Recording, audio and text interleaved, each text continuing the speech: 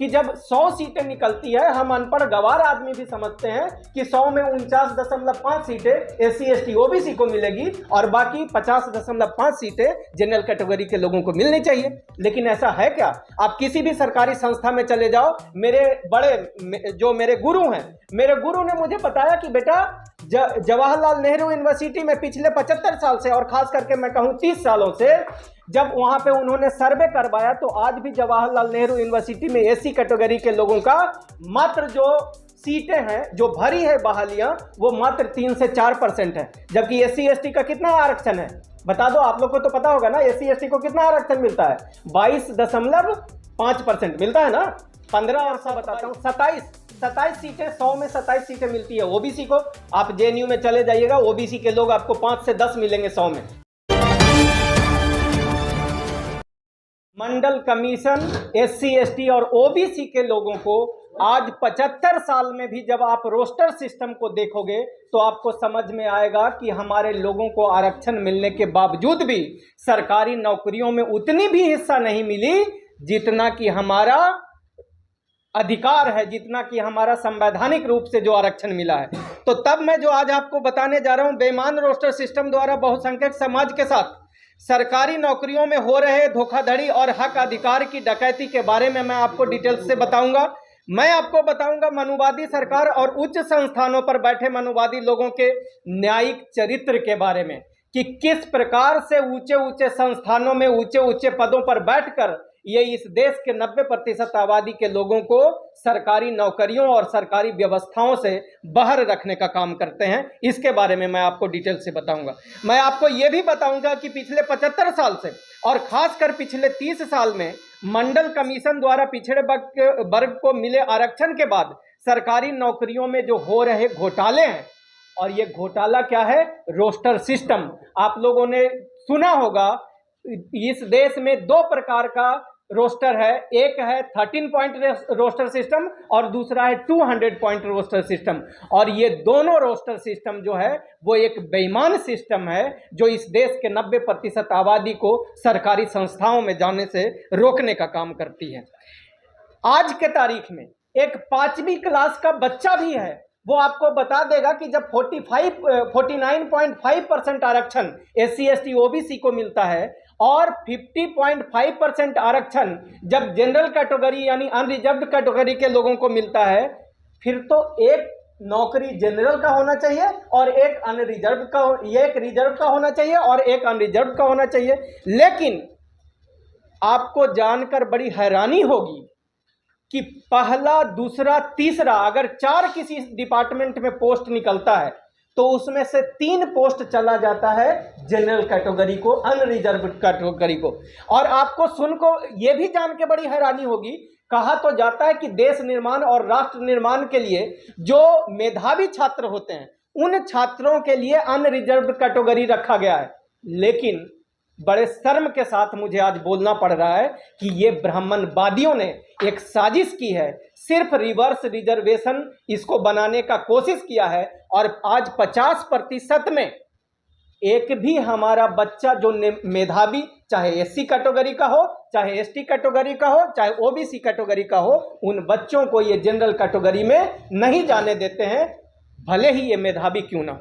तो तब मैं आपको इस बारे में भी बात करूंगा कि ये जो झोल है, ये जो घालमेल है, ये कैसे चल रहा है। और आज मैं आपको बता दूं कि दिल्ली में और देश में अनेक हमारे नेता और विधायक हैं, लेकिन वो आज के तारीख में इस मुद्दे पे बात नहीं कर पाते हैं। क्यों नहीं कर पाते हैं? क्या वो एक छोटी सी बात नहीं समझ पा रहे हैं कि अब जब 40.5% आरक्षण अनरिजर्व्ड को है और रिजर्व को कितना है 49.5%, तो पहला जो अधिकार बनता है वो हम लोगों का बनता है, दूसरा अधिकार उन लोगों का बनता है। लेकिन नहीं, ऐसा नहीं है मेरे दोस्तों। यहाँ पे समझने वाली बात यह है कि जो हमारे नेतागण हैं वो ब्राह्मणवादी राजनीतिक पार्टियों के अस्तुच, उनके दलाल, उनके चाटुकार, उनके तलवे चाटने का काम करते हैं। और इसीलिए उनको यह समझ में नहीं आता है कि हमारा जो हमारे बाप दादाओं ने, हमारे पूर्वजों ने जो लड़ाई लड़ी और लंबी लड़ाई लड़ करके आरक्षण पाने का काम हजारों वर्षों के बाद बाबा साहब अंबेडकर ने एससीओ को अपने संविधान के माध्यम से अधिकार दिया और आरक्षण का प्रावधान किया। उसके बाद मंडल कमीशन की लड़ाई लड़ करके हमारे पूर्वजों ने हम लोगों को, ओबीसी लोगों को अधिकार दिलाने का काम किया। और उस अधिकार में, उस आरक्षण में आज जो चोरी हो रहा है, तो तब मेरे बेईमान और दलाल नेता उस पर आज चर्चा नहीं करते हैं। तो जरूरत है कि इस बात की चर्चा होनी चाहिए। साथियों, अब मैं आपको थोड़ा सा इसके बारे में विस्तार में बताता हूं कि ये रोस्टर सिस्टम है क्या। ये 13 पॉइंट रोस्टर सिस्टम आखिर क्या है। देखिए, जब ओबीसी को आरक्षण दिया गया इस देश में, उसके बाद इन लोगों को लगा कि अब तो आरक्षण की जो व्यवस्था है 49.5% हो गया। अगर इतने सारे लोग आ गए आरक्षण के माध्यम से सरकारी व्यवस्थाओं में, और ये लोग अगर सरकारों के उच्च उच्च पदों पर, जैसे किसी भी डिपार्टमेंट के हेड ऑफ डिपार्टमेंट बन जाएंगे, वाइस चांसलर बन जाएंगे, प्रिंसिपल बन जाएंगे, चांसलर बन जाएंगे, डायरेक्टर बन जाएंगे, चेयरमैन बन जाएंगे, तब तो ये लोग इंसाफ और न्याय करने लग जाएंगे। और जैसे ही न्यायिक प्रक्रिया इस देश में लागू होगा, उसी दिन से इस देश का जो 10% ब्राह्मणवादी मानसिकता के लोग हैं, इनका जो चोरी करने का जो जगह है वो खत्म हो जाएगा। तो उसको रोकने के लिए इन्होंने रोस्टर सिस्टम बनाई। और रोस्टर सिस्टम को समझिएगा, रोस्टर सिस्टम क्या है कि वो कहते हैं कि जिसको जितना आरक्षण हर एक सीट में, उसको उतना अधिकार दिया जाएगा। जैसे, बात मत करना, जैसे मैं आपको बता देता हूं कि अगर एक पोस्ट निकाली गई तो उस एक पोस्ट को अब 40.5% बन जाता है। 0.45 किसका बन गया? जनरल कैटेगरी का बन गया। वैसे ही 49.5% में अगर उसको हम डिवाइड कर देते हैं, तो सबसे पहले आपको इसको इस प्रकार से समझना पड़ेगा। 0.27 हो जाता है ओबीसी का। वैसे ही 15% जो होता है वो एससी का होता है, तो 0.15 एससी का होता है। अब इन्होंने जनरल कैटेगरी वाले लोगों को उस पॉइंट सिस्टम में रखा ही नहीं। अगर वो रखते तो मुझे आप बता दो कि 40.5 एक सीट में एक पूरा कैसे हो रहा है, एक सीट कैसे पूरा दे रहे हैं। उसको भी जब 3 सीटें निकलेगी तब जनरल कैटेगरी को एक सीट मिलेगा। प्रोफेसर साहब, मैं सही बोल रहा हूं? लेकिन उन्होंने पहली, दूसरी और तीसरी सीटें अनरिजर्व कर दी। समझिएगा, जैसे मान लीजिए कि 14 सीटें निकल रही है, 13 सीटें निकल रही है, तो पहली सीट किसको मिलेगी? जनरल को। दूसरी सीटें किसको मिलेगी? जनरल को। तीसरी सीटें किसको मिलेगी? जनरल को। और चौथी जो पोस्ट है वो आएगा ओबीसी को।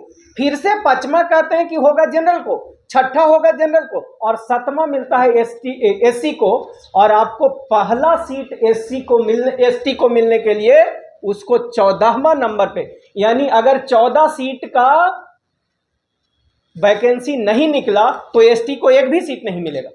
अगर 7 सीट की वैकेंसी या 7 से कम सीटों की वैकेंसी, 6 सीट की वैकेंसी निकलेगी, तो उसमें एससी को एक भी सीट नहीं देने का प्रावधान इन्होंने कर दिया। 3 से कम सीटें निकलेगी, 1, 2, 3, तो वो तीनों जनरल कैटेगरी को चला जाएगा। आप समझ रहे हो ये कितना बड़ा साजिश किया है। सब लोगों के लिए इन्होंने पॉइंट रखा है, लेकिन जनरल कैटेगरी वाले लोगों के लिए पॉइंट इनको समझ ही में नहीं आता है। तो तब मैं अपने वीडियो के माध्यम से कई बार आप लोगों को बताने का प्रयास किया कि जब 100 सीटें निकलती है, हम अनपढ़ गवार आदमी भी समझते हैं कि 100 में 49.5 सीटें एससी एसटी ओबीसी को मिलेगी और बाकी 50.5 सीटें जनरल कैटेगरी के लोगों को मिलनी चाहिए।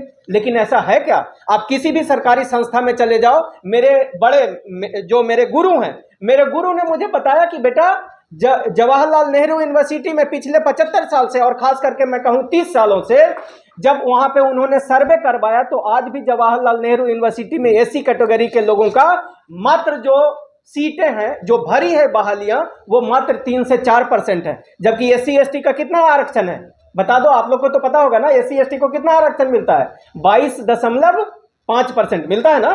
15 और 7 22, ठीक है। अच्छा, उसके बाद मैं एक चीज और बता दूं। देखिए, यहां पे ये हो गया। दूसरी बात मैं आपको बताता हूं, 27 सीटें, 100 में 27 सीटें मिलती है ओबीसी को। आप जेएनयू में चले जाइएगा, ओबीसी के लोग आपको 5 से 10 मिलेंगे 100 में। तो तब मैं आपको कहता हूं कि ईडब्ल्यूएस कैटेगरी जो लाया गया आज सवर्णों के लिए, आज उनके लिए लाया गया जो पहले से शैक्षिक रूप से मजबूत थे, जो पहले से सामाजिक रूप से मजबूत थे, उनको 10 आदमी को 10 सीटें दे दी गई। समझना इस घाल मेल को। और आज के तारीख में ईडब्ल्यूएस कैटेगरी का सीटें सारी भर रही है, लेकिन एससी एसटी ओबीसी की सीटें आज भी लगातार खाली है। तो तब मैं कहता हूं कि देखिए, मैं आज एससी एसटी ओबीसी समाज के सारे लोगों से एक बात कहना चाहता हूं कि देखो, हमारी लड़ाई हमको ही लड़नी पड़ेगी। आपको पता है, जब अंग्रेज इस देश में आए तो 100 साल आप लोगों ने गुलामी सहा, उसके बोझ के तले रहे, आप लोगों ने अपने ऊपर अन्याय और अत्याचार देखा और सहा। कोई अंग्रेज आपकी लड़ाई नहीं लड़ी थी। तो आज भी एससी एसटी ओबीसी के लोगों जो मुझे देख और सुन रहे हो, याद रखना, ये आपकी लड़ाई है और आपको लड़नी पड़ेगी। अगर आप नहीं लड़ोगे तो आपकी आने वाली पीढ़ियां आपको कोसेगी और आपको इंसाफ नहीं मिल पाएगा। तो ये मैं बताना चाहता हूं। देखो, एससी एसटी ओबीसी की लड़ाई ज्योतिराव फूले ने लड़ी हमारे लिए, बाबा साहब अंबेडकर ने लड़ी, और एक लंबी फहरिस्त है। बाबू काशीराम जी ने, बाबा साहब अंबेडकर ने, लालू प्रसाद यादव ने, मुलायम सिंह यादव ने, बहन मायावती जी ने, और हमारे जितने भी नेता हैं वो लोग हमारी लड़ाई लड़े। कोई ब्राह्मण हमारी लड़ाई नहीं लड़ेगा, इस बात को आप लोग याद रखना। तो तब मेरे दोस्तों, मेरे साथियों, आज चुनाव का समय है। एक बात जो मैं आपको बताना चाहता हूं कि देखो, सिर्फ मेरे बोलने और कहने से यह बात लागू होने वाली नहीं है। समय चुनाव का है। आप लोग भी छोटे छोटे अपने शब्दों में मेरी ही वीडियो को देख करके आप छोटे छोटे वीडियो बनाओ और अपने फेसबुक, ट्विटर, व्हाट्सएप या और भी जो सोशल मीडिया की जो प्लेटफॉर्म्स हैं, उन प्लेटफॉर्म्स पे आप अपना वीडियो बनाओ और इस वीडियो बना के डालो। और अभी चुनाव का समय है। बहुत सारे ऐसे राजनेता अभी जो चुनाव लड़ने के लिए मैदान में हैं, उन लोगों ने अपना नंबर न्यूज पेपर और पेपर के माध्यम से दिया है। आप उनको अपना वीडियो बना के भेजो ताकि ये मुद्दा जन जन तक पहुंचे। ये वीडियो बना करके भेजना ताकि हर लोग तक पहुंचे। और जो भी नेता, विधायक और सांसद आपसे चुनाव में वोट मांगने आए, उन नेता, विधायक, सांसद को कहना कि ये बेईमान रोस्टर सिस्टम को खत्म करके, जिसकी लड़ाई हमारे बाप दादाओं ने लड़के आरक्षण का व्यवस्था लागू किया, उसको खत्म करने के लिए ये जो ब्राह्मणवादियों ने रोस्टर सिस्टम लागू किया है, उसको खत्म करके हम लोग डायनामिक बाइनरी रोस्टर सिस्टम लेकर के आएंगे, जिसमें कि पहली सीट जो है वो हम लोग क्या करेंगे, उसको हम लोग लॉटरी कर देंगे। क्योंकि पहली पे तो किसी का हक नहीं बनता है। 40.5 उसका है, 27 ओबीसी का है, 10% ईडब्ल्यूएस का है, 15% एससी का है और 7.5% जो है वो एसटी का है। इसका मतलब पहला सीट को हम लोग लॉटरी करेंगे, जो दूसरी सीट है उसके हिसाब से जनरल को जाएगा, जो तीसरी सीट है वो ओबीसी को आएगा, और इस प्रकार से एक जनरल और एक रिजर्व, एक जनरल एक रिजर्व, इस प्रकार से जब हम करेंगे तो जितनी आरक्षण हम लोगों को दिया गया है 49.5%, तभी हमारी वो सीटें वैकेंट जो है वो भर पाएगी। और इस प्रकार से हम लोग डायनामिक रोस्टर सिस्टम को लेकर के आएंगे। और आप लोगों को फिर से अंत में जाते जाते मैं इतना कहना चाहूंगा कि आप लोग जरूर आने वाले नेता, विधायक जो चुनाव में वोट मांगने आएंगे, उनको बताना कि हमारे बच्चे पढ़ लिख करके बेरोजगार हो रहे हैं। और आज आपको पता होगा कि 90% हमारा पढ़ा लिखा बच्चा बेरोजगार है, क्योंकि सरकारी नौकरियों में रोस्टर सिस्टम और इंटरव्यू जैसी बेईमान सिस्टम है। तो इन्हीं चंद शब्दों के साथ मैं आप सभी का धन्यवाद करता हूं।